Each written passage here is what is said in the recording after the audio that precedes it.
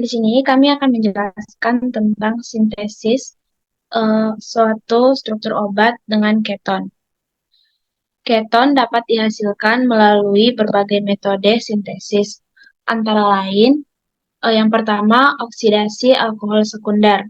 Proses ini memerlukan oksidator kuat seperti kalium permanganat, kalium dikromat, atau senyawa lain yang mengandung Cr. Yang kedua, hidrolisi halida permata. Alkuna dapat diubah menjadi enol melalui reaksi hidrasi dengan keberadaan asam dengan HgSO4. Yang ketiga, reaksi alkilasi, hidrolisis, dan dekarboksilasi.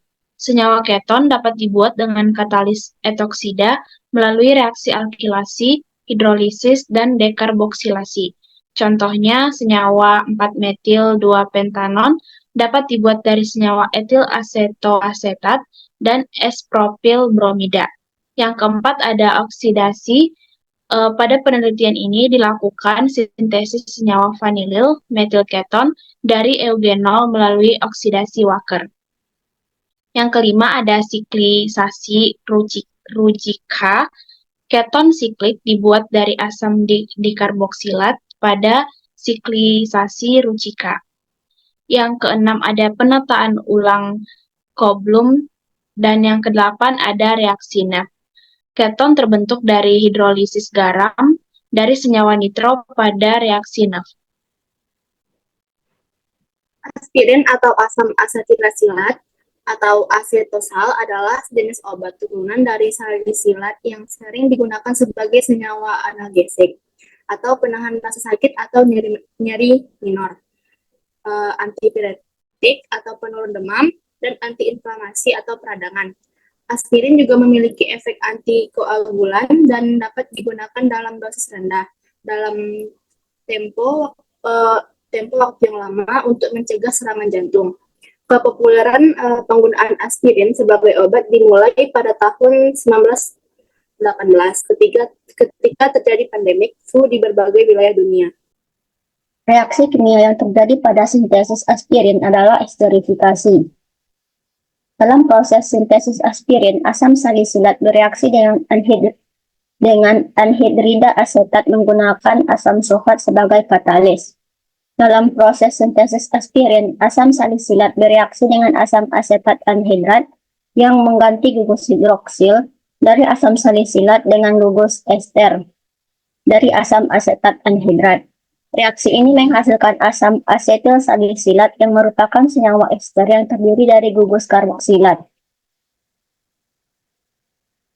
Aspirin dibuat dengan mereaksikan asam salisilat dengan anhidrida asam asetat menggunakan katalis 85% H3PO4 sebagai zat penghidrasi.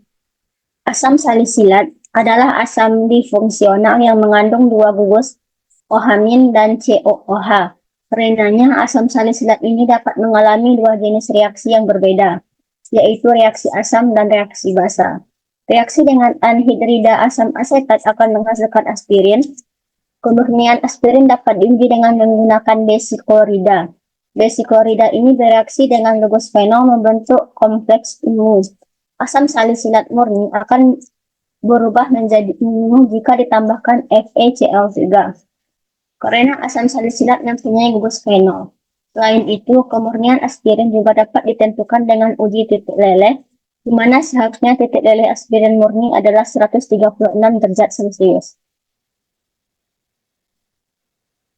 Fungsi dari 85% H3PO4 yang ditambahkan adalah sebagai katalis dalam reaksi sintesis asam asetilasilat dan pemberi suasana asam karena reaksi berlangsung pada suasana asam.